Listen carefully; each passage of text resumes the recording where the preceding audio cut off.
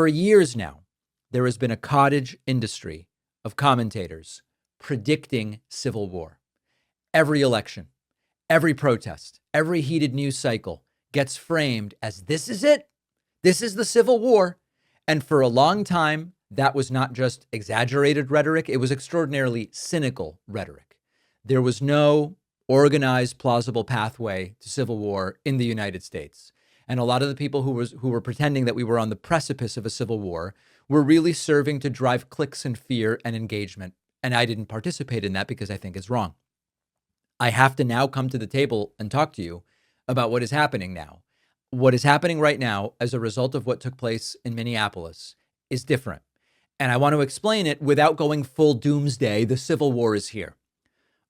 This week, yesterday, Tim Walz, the governor of Minnesota, said he is preparing the Minnesota National Guard to physically stop, through confrontation, Donald Trump's ICE goons from carrying out operations in Minnesota. This is happening in the aftermath of the killing of 37-year-old American citizen Renee Good by an agent of Donald Trump's ICE. So we are potentially going to see the Minnesota National Guard physically face off against Trump's ICE. This is not a rhetorical flourish. This is a state executive signaling we are ready to use military force to block federal law enforcement. A civil war doesn't start with neighbors shooting each other in the streets. It starts when institutions stop recognizing each other's authority. And it starts when the chain of command breaks. And it can start when state and federal power collide in a way that can't be resolved by a court or by an election. And if we look at history around the world, that is a danger zone. So I'm not here saying the Civil War is here. But what I am here to tell you is that we are starting to see the scaffolding for what can lead to civil war type conflict. Now, up until now, even during extreme political conflict in the United States, disputes between states and the federal government have been mediated through lawsuits, injunctions, and federal courts. It's a slow process, as we talked about earlier. A state sues, the Justice Department responds, a judge rules, and the slowness of that process can be very frustrating. But part of the process is to prevent political conflict from turning into armed conflict.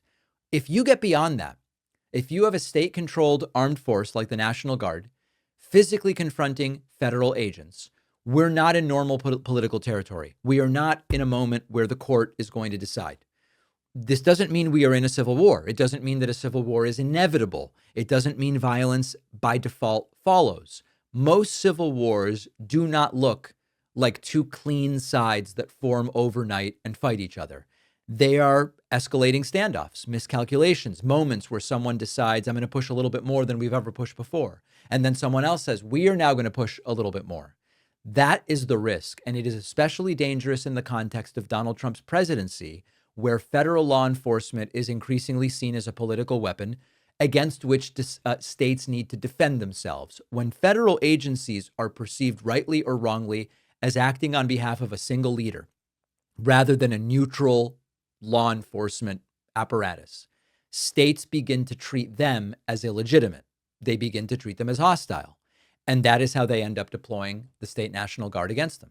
That is how trust collapses. Now, it's also worth saying that the people who spent years screaming civil war over mask mandates and school board meetings, they did real damage. They have desensitized the public to the idea. Because when you've got all these people who have been saying civil war for 10 or 12 years over everything, now when the more serious actors, who I try to be thoughtful, I try not to be hyperbolic, when I now come in and say, listen, I'm not saying a civil war is inevitable, but I've got to recognize that a mask mandate did not reflect a push towards civil war. What we are seeing now in terms of the National Guard of Minnesota versus Trump's ICE goons could push in that direction. We now don't get the attention that this really does deserve, because there are some people who have been, it's like the boy who cried wolf type of situation. And it makes it harder to recognize when we are seeing the type of institutional breakdown that really can lead to that type of conflict. This is different. Okay. This is not Twitter drama. It is a kind of escalation that political scientists actually do worry about. Now, the hopeful part, if there is one, is that this can still be de-escalated. Congress exists, courts exist. How quaint, right? But governors and federal officials can try to step back from the brink, but pretending that this is just another overhyped news cycle, I believe would be a mistake. Civil wars don't start when someone declares them. They start when the rules simply stop working. And right now, there are really important rules that are under strain. One key point is that the next move matters more than the statements themselves that are being made. If Minnesota files for injunctions and Trump defies court orders, the risk of an escalation goes up dramatically. If courts act quickly and both sides at least pretend to comply, it'll probably cool down the situation. Civil conflict risk goes up, not just when people disagree, but when court rulings are not treated as binding. If people say, I don't care what the court said, the risk, of course, is that there are a number of instances so far in the last year where the Trump administration has said, effectively, we don't care what the courts say. A real armed confrontation between ICE and a state National Guard would create chaos that I don't believe Trump is able to manage. And it'll create a paradox. Trump may push right up to the edge because he thinks it gives him leverage, but then it may actually be pulling back that serves him better than crossing that edge. It makes it a very volatile moment. I'm cautiously optimistic that it won't get to that point.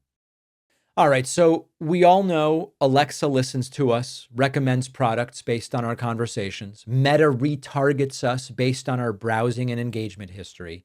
Have you wondered what ChatGPT and Claude are up to with your conversations? We feed so much of our information to these AI chatbots, thoughts, dreams, sensitive questions, business ideas. They take the information, tie it to your identity, and they can sell that to third parties and governments. ChatGPT has the former director of the NSA on their board right now. That doesn't feel awesome. It took us a long time to truly understand what social media companies were doing with our data. We don't have to make the same mistake with AI. And that's why I've started using Venice AI. Our sponsor, Venice, is a generative AI platform that is completely private and permissionless. They don't spy on you. Venice AI won't censor the AI. They have a safe mode, which you can turn off for both text and image generation. Messages are encrypted. Your conversation history is only stored on your browser. I love the Pro plan because I get upgraded features like uploading files, unlimited text prompts. Check it out. If you want to use AI without censorship or fear of handing over your most intimate thoughts to a corporation or the government, go to venice.ai/Pakman and use code Pakman to get 20% off their Pro plan. The link is in the description.